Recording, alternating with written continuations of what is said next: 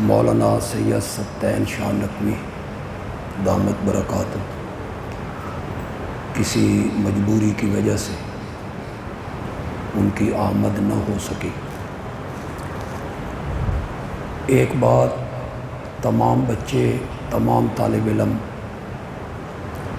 اپنے ذہن میں بٹھائیں۔ راؤ صاحب نے بات کی کہ یہ ملک سیکولر لوگوں نے نہیں بنایا، علماء نے بنایا۔ میں اس کی دلیل آپ کو دینا چاہتا ہوں۔ دلیل کے سوا تو صرف دعویٰ ہوتا ہے۔ آپ نے غور سے سننی ہے میری بات۔ یہ جو ملک کی تقسیم ہوئی پاکستان اور ہندوستان، اس سے پہلے یہ متحدہ ہندوستان تھا، ایک ہی ملک تھا، انگریز حکومت کرتا تھا۔ انگریز نے اپنے پنجے گاڑ لیے تھے۔ آپ اپنے فہم سے، عقل سے ایک فیصلہ کریں۔ اگر انگریز کو ہندوستان سے نہ نکالا جاتا تو کیا پاکستان بن سکتا تھا؟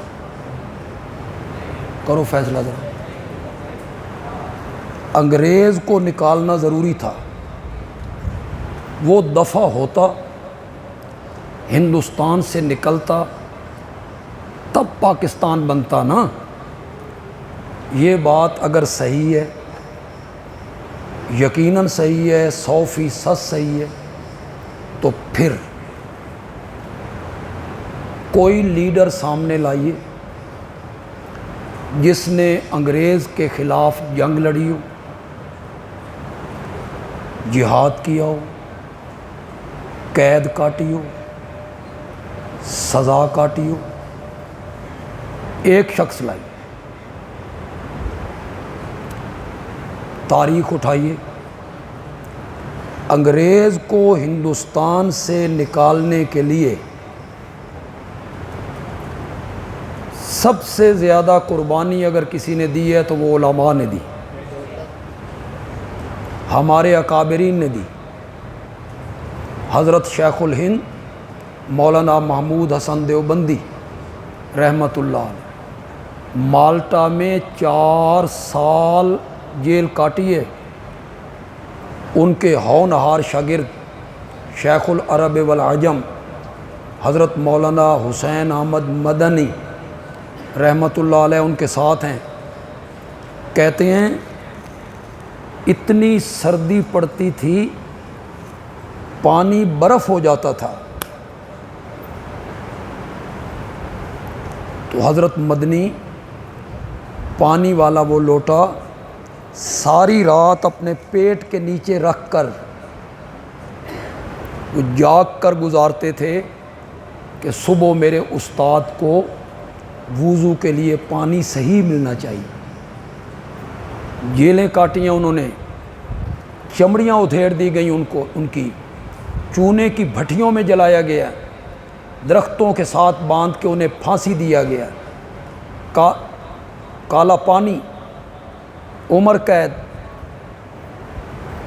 علماء نے قربانی دی، اور اس میں خاص کر کے علماء دیوبند کا ایک بہت بڑا حصہ ہے۔ اس قربانی میں انگریز نکلنے پہ مجبور ہو۔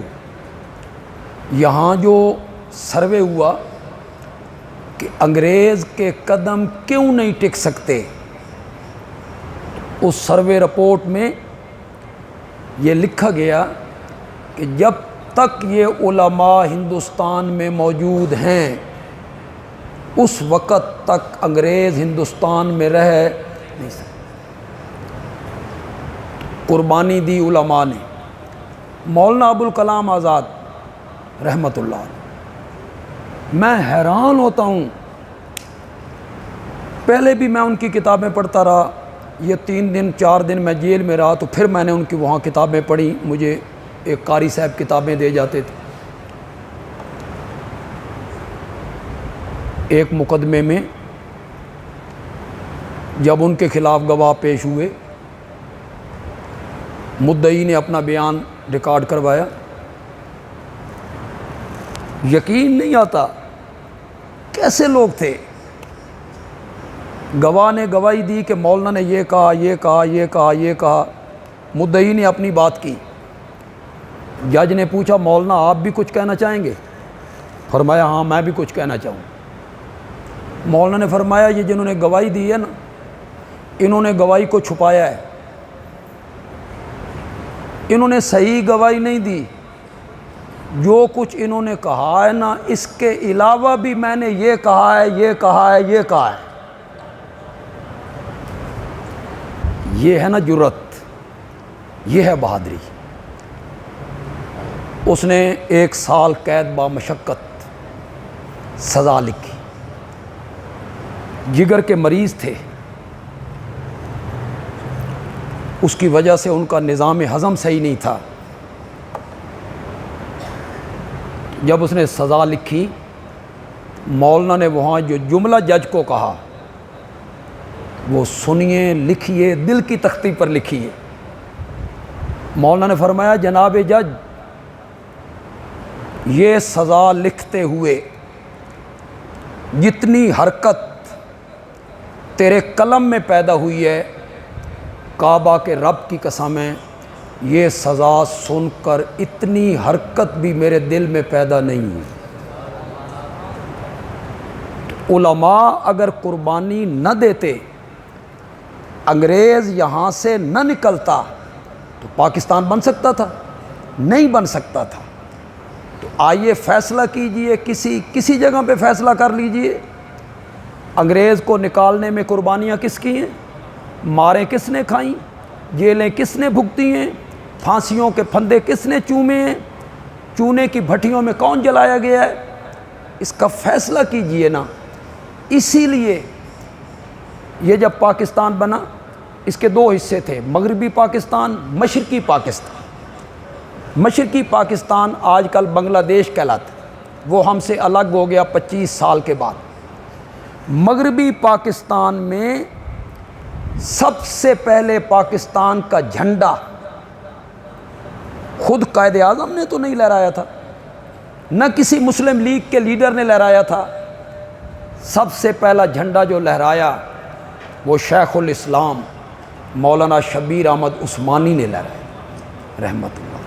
اور مشرقی پاکستان میں سب سے پہلے پاکستان کا جھنڈا مولانا ظفر احمد عثمانی دیوبندی، اللہ ان کی قبروں کو منور فرمائے، رحمتوں کی برکھا برسائے، ان کے حصے میں آیا تھا لہرانا. تو یہ ذہن میں رکھیں کہ پاکستان کے آزادی کے لیے سب سے زیادہ قربانی اگر کسی کی ہے تو وہ کون ہے؟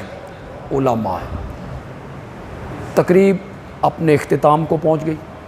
میں مدیر جامعہ برادر مکرم مولانا ضیاء الحق صاحب سے گزارش کروں کہ وہ دعائیہ کلمات کے ساتھ اس کا اختتام فرمائیں.